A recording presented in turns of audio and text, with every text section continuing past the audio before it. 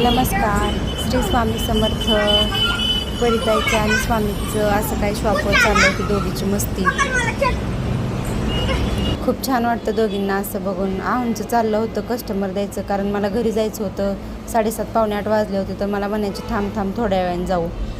5 मिनिटाचा रस्ता आहे, घर जवळच आहे, पण संध्याकाळचं नको म्हणतात पोरी घेऊन जायला एकटी. तू थांब, मी येतो तुला सोडायला.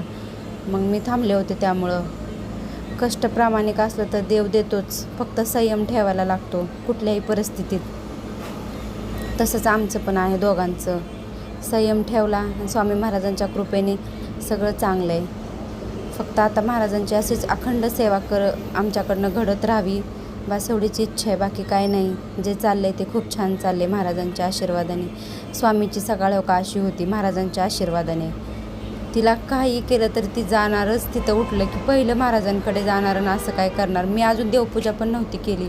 माझं चाललं होतं परिताईची सकाळी 8:30लाच बस येते, त्यामुळे तिचं पहिलं उरकून देते, नंतर मी मग बाकीचं करते.